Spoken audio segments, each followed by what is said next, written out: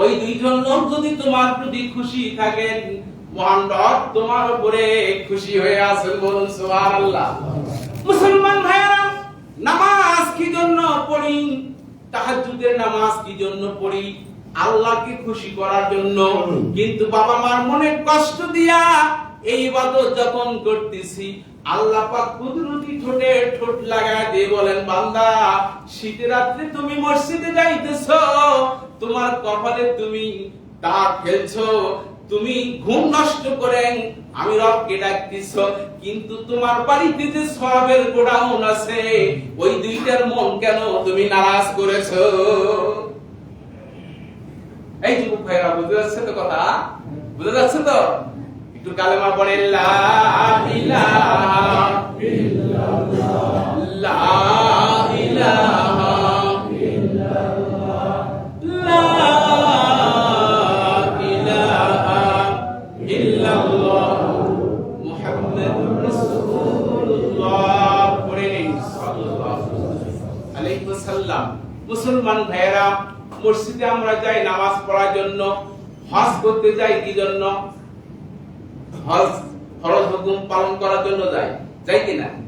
কিন্তু আপনি লাখ লাখ টাকা খরচ করেন, লাখ লাখ টাকা খরচ কইরা খানায় কাবায় হজ করতে গেছেন, বলেন তো ওই জায়গায় আপনি জান্নাত দেখেছেন নাকি?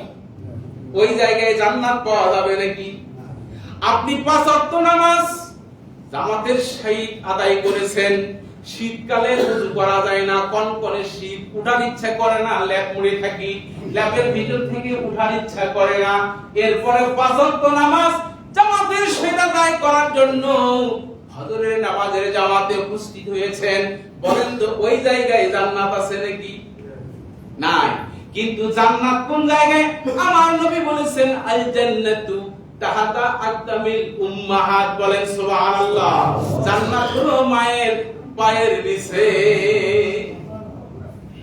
এই কথা শুনে আবার কিছু বুদ্ধিজীবী ছেলে আছে, বাড়িতে গিয়ে আবার তার বলেন না যে মা এই জায়গায় দাঁড়াও, একটা দাগ দিয়ে মাকে সরায় দিয়ে ওই জায়গায় খনন করা যদি শুরু করে যে জান্নাত দেখবো কোথায়, এখানে আমি জান্নাত দেখতে চাই, এর দ্বারা কিন্তু এটা বোঝা যায় না। হাদিসটা শানে অনুরোধ আছে, হাদিসের প্রেক্ষাপট আছে, এর দ্বারা বোঝায় তোমার বাবা মার খাবার নাই, বার্ধক্য বয়স উপনীত হয়েছে, খাবারের ব্যবস্থা করো। তোমার বাবা মার কাপড় চোপড় নাই, কাপড় চোপড়ের ব্যবস্থা করো। তোমার বাবা মার ওষুধের প্রয়োজন, গ্যাসের ট্যাবলেটের প্রয়োজন, ব্যথার ওষুধের প্রয়োজন, হাঁটুতে ব্যথা, কোমরে ব্যথা, ওষুধের প্রয়োজন, এইটা তুমি পূর্ণ করো। ওই দিনের কথা মনে করে, যেই দিন তুমি ছোট ছিলা, চলতে পারো নাই, উঠতে পারো নাই, বসতে পারো নাই, সেই দিন তোমার বাবা হাড় ভাঙা পরিশ্রম করে তোমাকে মানুষ করেছে, তোমাকে চিকিৎসা করেছে, ডাক্তারের ব্যবস্থা করেছে। ওই কথা স্মরণ করে আজকে তুমি তার ঔষধের ব্যবস্থা করো। এই সমস্ত কার্যকলাপ যদি তুমি করতে পারো, তখন তোমার মায়ের পায়ের নিচে তোমার জন্য জান্নাত। কি কথা ঠিক কিনা মুসলমান ভাইরা? ভাইরা আমার খুব ভালো করে বোঝেন। আল্লাহ নবীর কাছে এক ব্যক্তি এসে বলতেছেন, ইয়া রাসূলুল্লাহ, আমার মা মুশরিকা, আমার মা মুশরিক, শিরকি কাজ করে, আমার মা যে আমার কাছে আসে, আমি কি কথা বলতে পারবো? আল্লাহ নবী বলেছেন, হ্যাঁ তুমি কথা বলবে। ইয়া রাসূলুল্লাহ, আমি কি তাকে খাওয়া দিতে পারবো? হ্যাঁ তুমি খাইতে দিবে। ইয়া রাসূলুল্লাহ, আমি কি তাকে কাপড় চোপড় দিতে পারবো? হ্যাঁ তুমি কাপড় চোপড় সবই দিবে, সব কিছু করবে। কিন্তু তোমার মা তোমাকে যদি বলে আল্লাহর নাফরমানি কাজ, শিরকির দিকের কাজ, কুফরির দিকের কাছে, মুনাফিকের কাজে যদি ডাক দেয়, ওই কথা তুমি তার কখনো শুনতে পারবে না। মুসলমান ভাইরা, এই জায়গায় একজন সাহাবীর কথা মনে পড়লো। সাহাবী ইবনে আবি ওয়াক্কাস রাদিয়াল্লাহু তাআলা আনহু, তিনি ইসলাম গ্রহণ করেছেন আমার নবী বিশ্ব নবীজির কাছে। কার কাছে?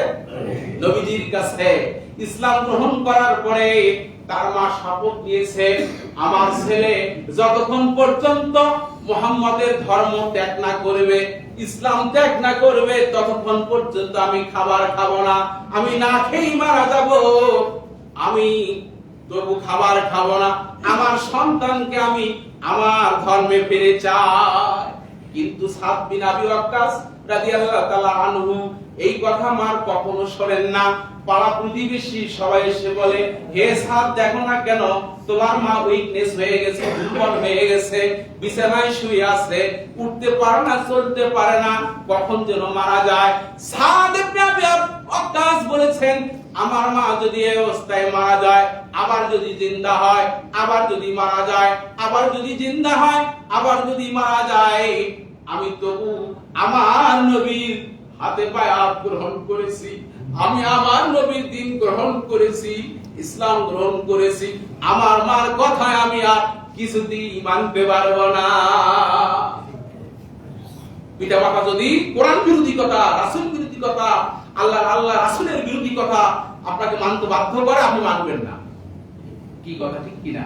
আপনার বাবা খুব একজন জ্ঞানী মানুষ, বুদ্ধিজীবী মানুষ, কিন্তু কোরআন বিরোধী কাজ করে, ইসলাম বিরোধী কাজ করে, আল্লাহ রাসূলের বিরোধী কাজ করে, আল্লাহ রাসূলের বিরোধী দল করে। আপনি তার অনুগত সন্তান, আপনাকে বলতেছেন, বাবা তোমাকে আমি যেই পথে চলছি, আমি যেই সংগঠনে আছি, আমি যে দল করতেছি, এই দলটা তোমাকে করা লাগবে। কিন্তু সন্তান বলতেছেন, বাবা এই দল তো আমি করতে পারি না, কারণ এই দলটা নাফরমানি দল, এই দলটা কোরআন বিরোধী, ইসলাম বিরোধী, রাসূল বিরোধী। এই দল পার্লামেন্টে কোরআনের সমাজ চালু হোক, পার্লামেন্টের, বাংলাদেশের পার্লামেন্টে ৯৫% কোরআনের সংবিধান হোক, এই দল চায় না। সুতরাং আমি এই কথা তোমার কখনো মানতে পারি না। কি কথা, কি বুঝাতে পারলাম? মুসলমান ভাইয়েরা, আর একটা কথা বলি, শেষ করছি, শুনুন। বাবা মার যারা খেদমত করে, দুনিয়াতে বেঁচে থাকতেই আল্লাহ পাক তাকে জান্নাতের শান শওকত নিয়ামত দান করেন, বলেন সুবহানাল্লাহ। জান্নাতি পরিবেশে নিয়ামত দান করেন, বলেন সুবহানাল্লাহ। আল্লাহর নবী মিরাজে গেছেন, আল্লাহর নবীকে আল্লাহ পাক সবকিছু দেখাইছেন, কিভাবে ব্যক্তি জীবন চলবে, পারিবারিক জীবন চলবে, সামাজিক জীবন চলবে, রাষ্ট্রীয় জীবন চলবে, সব জায়গায় কিন্তু নবীকে আল্লাহ দেখাইছেন। দেখান নাই? আল্লাহ নবী বেহেশত দেখতে গেছেন, বেহেশত দেখতে গিয়ে নবীজি দেখতে পেলেন যে এক ব্যক্তি কোরআন তেলাওয়াত করছেন। আল্লাহু আকবার। আল্লাহর নবী থমকে দাঁড়াইছেন, বলেন সুবহানাল্লাহ। জিবরাইল বলেন, হে আল্লাহর নবী আপনি দাঁড়িয়ে গেলেন কেন? নবীজি বলেন, ইয়া আখি জিবরাইল, আমাকে পরিচয় করে দেন, ওই যে লোকটা কোরআন তেলাওয়াত করতেছেন, এই লোকটাকে, বলেন সুবহানাল্লাহ। জিবরাইল আমিন নবীকে জিজ্ঞেস করলেন, হে আল্লাহর নবী এই কথা কেন বলতেছেন? আল্লাহর নবী তখন বলেন, ওই লোকটা যদি ইনজিল তেলাওয়াত করতেন, আমি বুঝতাম যে এটা ঈসা নবীর উম্মত। ওই লোকটা যদি তাওরাত তেলাওয়াত করতেন, আমি বুঝতাম যে এই লোকটা মুসা নবীর উম্মত। ওই লোকটা যদি জবুর কিতাব তেলাওয়াত করতেন, আমি বুঝতাম যে এটা দাউদ আলাইহিস সালামের উম্মত। কিন্তু কোরআন তেলাওয়াত করছেন, আল্লাহ, আমি দেখতে পাচ্ছি এই লোকটা আমার উম্মত, বলেন সুবহানাল্লাহ। এই লোকটা কেন বেহেশতে এখনো? আল্লাহর নবী বললেন, এই লোকটা বেহেশতে কোরআন তেলাওয়াত করছেন, এই লোকটাকে? জিবরাইল আমিন বলেন, হে আল্লাহর নবী এই লোকটা আপনার একজন সাহাবী, বলেন সুবহানাল্লাহ। তার নাম হারেসা। নাম কি? হারেসা। আল্লাহর নবী তখন বলেন, হে জিবরাইল, হারেসা তো বেঁচে আছেন, হারেসা তো এখনো মারা যায়নি, উনি তো বেঁচে আছেন। জিবরাইল বলেন যে তার কোনো একটা আমল আল্লাহর কাছে পছন্দ হয়েছে, তার বিনিময়ে আল্লাহ এখনই তাকে জান্নাতে স্থান করে দিয়েছেন। আল্লাহর নবী মিরাজ থেকে ফিরে এসে হারেসার বাসায় চলে গেছেন, গিয়ে বলতেছেন, হে দিনী ভাই, হে আমার সাথী ভাই, বলুন তো আপনি কি আমল করেন? উনি বলতেছিলেন যে আমি অন্যান্য সাহাবীদের মতোই আমল করি, অন্যান্য সাহাবীরা যা যা আমল করে আমি তাই করি, কিন্তু একটা আমল একটু আমি মনে হয় বেশি করি। আল্লাহ নবী বলেন, সে আমলটি কি? সে আমলটি হলো, ইয়া রাসূলুল্লাহ, আমার বৃদ্ধা মা বেঁচে আছেন, খাইতে পারে না, আমি নিজে হাতেও খাইয়া খাওয়াই, বলেন সুবহানাল্লাহ। নবী তখন বলেন, হারেসা থামো, বুঝতে পেরেছি তোমার আমলের কথা। আল্লাহর নবীর সাথে কথা চলতেছিল, এরই ভিতরে কয়েকজন সাহাবী এসে শিখের উক্তি দিচ্ছেন, ইয়া রাসূলুল্লাহ, এই হারেসার মতো বাবা মাকে দেখাশোনা করার কোন ব্যক্তিকে আমরা আর খুঁজে পাই নাই। এই হারেসাই হলো অগ্রগতি, কারণ এই হারেসা নিজের হাতে মাকে খাওয়ান, নিজের হাতে গোসল করান, নিজের হাতে মার মাথা চুল আঁচড়িয়ে দেন।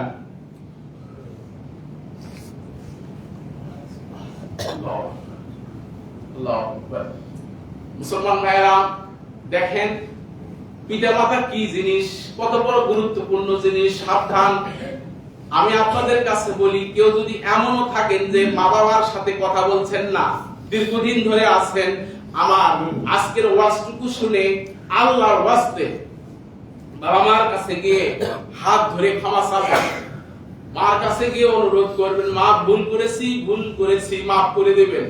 বলেন সুবহানাল্লাহ। আল্লাহ পাক আমাদেরকে তৌফিক দান করুন, সকলেই পড়েন আল্লাহুম্মা আমিন। এই বলে আলোচনা শেষ করছি। ওয়া আখিরু দাওয়ানা আলহামদুলিল্লাহি রাব্বিল আলামিন। আসসালামু আলাইকুম ওয়া রাহমাতুল্লাহ। যারা